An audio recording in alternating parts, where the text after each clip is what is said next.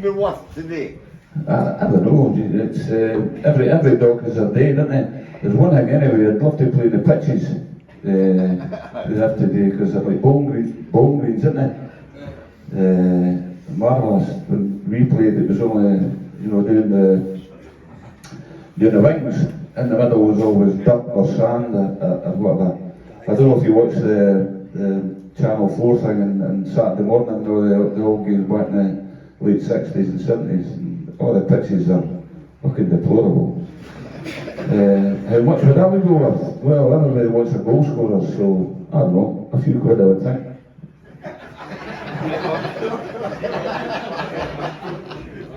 I think just as Stein says about the state of the grounds, I think that would make a big difference. Because people have probably told us you probably wouldn't be able to play nowadays because it's so quick and so sharp. But the surfaces that we're playing on is far better now than we were. And that's why in our day it was so hard to win the league, because you had to play, the league was won by the seasons. At the start of the season the grass was nice and long, that was okay. Then come about Easter, it would start getting dry and bare. And I can remember even when I was at Blackpool, by law they weren't allowed to water the pitch before the game. Whereas now you see them watering it while they're still on it. And then you've got Christmas would be coming up in the winter. And we know what we were just talking about it now. That's when the orange ball comes out, because it was snowing. It was never cancelled because of snow. They just cleared the lines and you got on with it. Frost was maybe the only thing. And then, like I said now, well, towards the end of my career, AstroTurf boots were getting worn and you get away with that on the hard grounds. Then you had coming towards the end of the season where it was a nitty gritty bit. That's when the grounds was dry and hard and dusty. And again, it was all right for Willie and I, because we were on the wings where there was a wee bit of grass. So I love it. And again, you have to watch the ball. And I think I got a good experience here when I went to America, and we were playing, Willie was with Vancouver at the time. We played in the Kingdom in Seattle, and it was indoor, and it held 80,000 people, but it was flat as a pancake. So it was ideal, it was full, it was right up my street, same with Willie. But where Willie was at Vancouver, if you stand on one side of the pitch and looked across, I would only see Willie's for there because of the camera that was on it. No, so the ball would run away from you. So the conditions that we played in were a lot. I'd like to know how many of them would be able to play when we played in the grounds that we played. Like Stein will remember the Derby County's ground. It was bare all the year round because there was a factory or something in the corner, and that caused all the problems. But I think for what we're worth, if you ask Stanley Matthews how much you think he'd be worth then, he would think a lot more than we were. So it was, as Steiny says, it's just your time.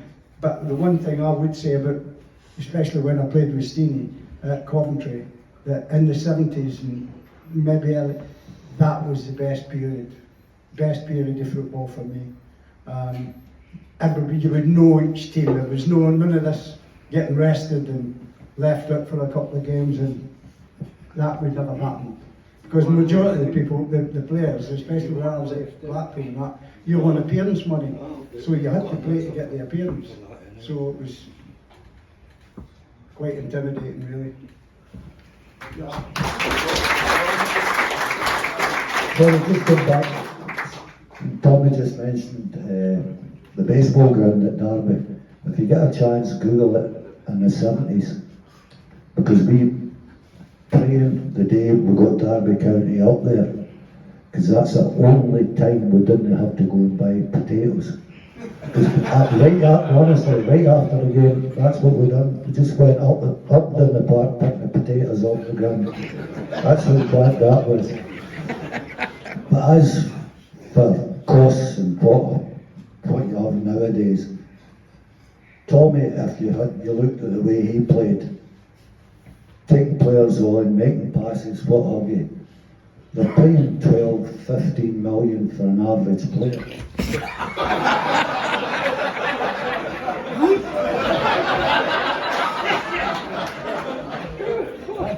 Oh, you go!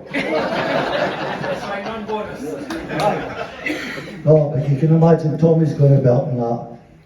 But he's got to be up there as well, 20, 25, 30 million, the two of them. The man sitting next to me, 3 bottles of red wine. We were talking about the Derby County pitch, which is the worst in England, but at that particular time, well, Coffey would be the manager, Derby County are the best team in England, and they played in a pitch like that. And it didn't have any fucking grace in it. Go on, Willie. Well, talking about the pitches, this is a long time ago. Big George McLean came to Rangers with St Mirren, and one of George's first games was in Madrid against Real Madrid, and Rangers got beat 6-0. And Scott Simon said to Big Dandy, George McLean after the game, George, what like was the pitch? He says, the bit I was standing on, boss, was alright. So you can't believe we're talking pitch.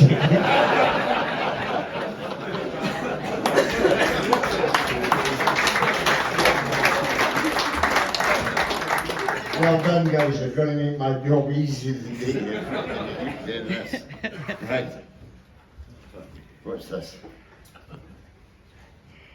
What's the most outrageous punishment or fine on a player for missing being late for training? And again, it's to you guys. You must outrageous. Oh, yeah, I bet you've all had them. I've never been late for training. Yeah, well. I was never late, but I missed a few.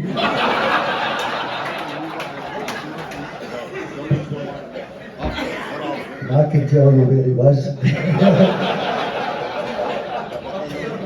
No, never missed training. No. Never late. Because the fine you got, that was you. You were stuck up for 2 weeks. 2 weeks' wages and 10 days. Oof. But can I just say something? I remember Wally telling me this when I was writing his book.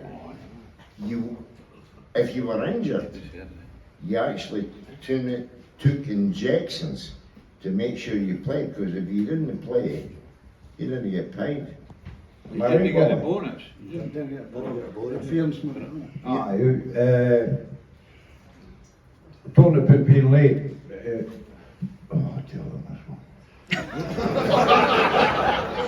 My first day at Ibrox. I've told this story a million fucking times. My first day at Ibrox was, I was late, my train was late from Camden going to Ibrox. And I got there, instead of getting there at 9:30, I got there at back at 10. And by the time I got ready, they had finished their running around the track, and they go to the Albion to do the ball work. So Joe Craven, who was the assistant trainer, he took me across to the Albion, and he just left me. He says, right son, you'll be all right here. And it was Bobby Shearer, Eric Caldo, Billy Ritchie, Norrie Martin, Dougie Bailey, I think, and they were taking goal kicks. So Bobby Shearer got me, and I was to join in with him, and I was taking goal kicks, and I'm saying to myself, there must be more to training than this. Just goal kicks, you know. And I was doing it for about 10-15 minutes, and this boy, Jimmy Baxter, appeared, and he come down and he says, are you the wee boy from Carndale, Bow Hill? I went, aye, Billy Johnston. He says, well son, you better come with me, because you'll learn fuck all down here.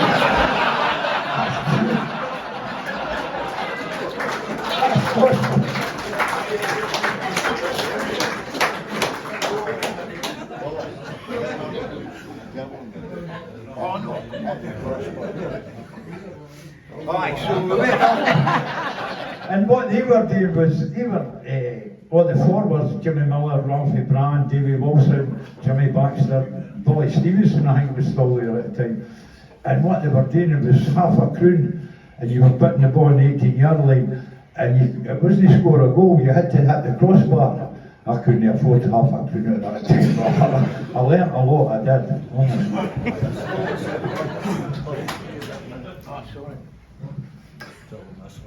Going off. So they go back to the days of Ibrox. We played in Germany against, I think it was Hamburg, in a pre-season friendly. So we're across there, plays the game, and then all of a sudden, just remember this is before the Euro. France had the franc, Spain had the peseta, Italy had the lira, and Germany had the mark. So anyway, after the game, I don't know if you know it, and girls, you can close your ears in a wee while. We decide, after the game, we decide that we're going to go. There was one player in the team, and I don't know if anybody knows, the red light district in Hamburg is called the Reeperbahn. But it wasn't you, just don't panic. Right? So anyway, we're all having a few beers and what have you, bar this one player. I wish I could tell you his name, but I can't.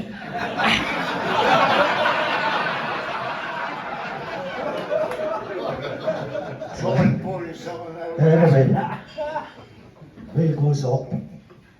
20 minutes later it was. Honestly, I've never seen the boy move as quick in my life. Anyway, we meets up with him about 3 blocks down in this wee bar, sitting having a drink. What happened there? Oh, she asked about her marks. I says, aye, fucking 8 out of 10, and you done no marks.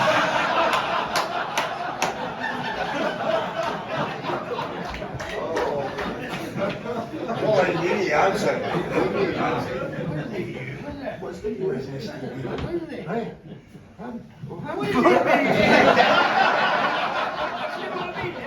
What sheet?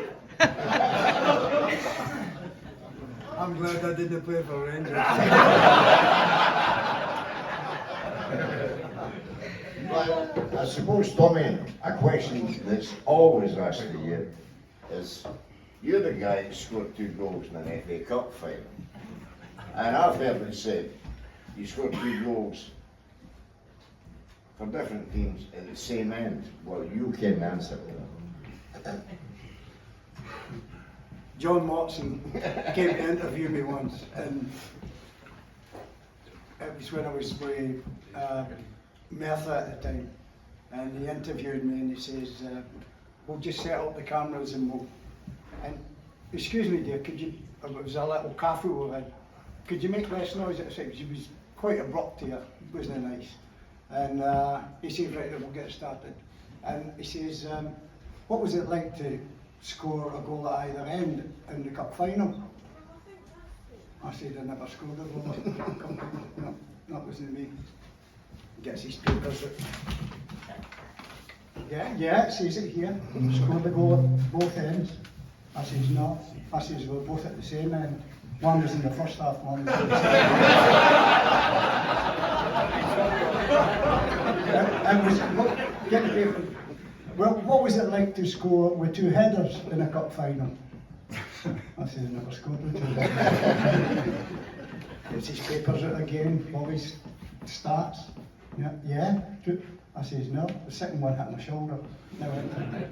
And it was sort of, people keep saying, oh, Alfie just told me that I won the cup for Tottenham. He could tell you about it.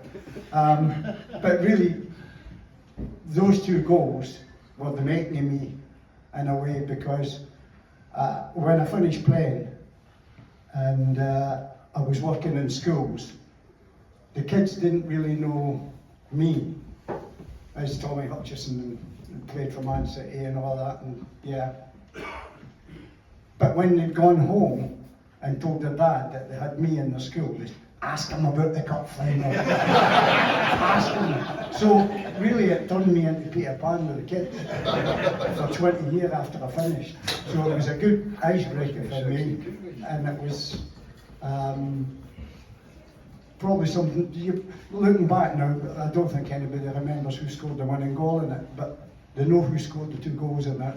Plus the fact is, I had it with a couple of lads saying, you cost us a winner's medal. I said, yeah, but the thing was, the way our bonuses were set out was that you were on X amount of money to play in the semi-final. And if you won the semi-final, you won X amount of money to play in the final. But what they didn't know, if we drew the final, they had to pay us twice because we played in 2 finals. So the chairman wasn't too happy, but the lads were quite happy to take the money. So really it set me up great for when I finished playing anyhow, so I've never had any regrets. And when the cup finals come round, I usually get a phone call and a couple of quid gets put in the post, so it's ideal.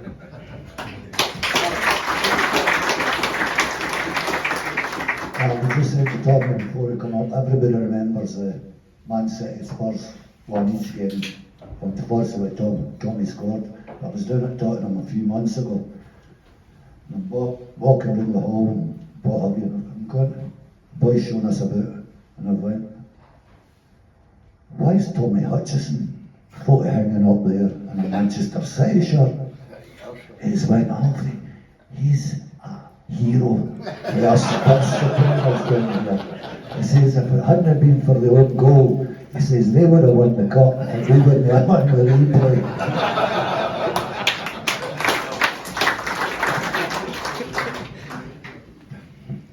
I need some more questions up here, guys. Write them down, please, because the next question is to me. I can't help that, but that's the next question. And it's asking, how did you come about to write Willie Johnston's book? Oh, fuck me. I'll try and give you an explanation to this. I'd split up with my wife. I'd moved out the village here because I'm a Thornton guy. Anybody want to dispute that name, we could get that. It was your turn, Scott. Right. I split up with my wife after 35 years because I realised that she hated me.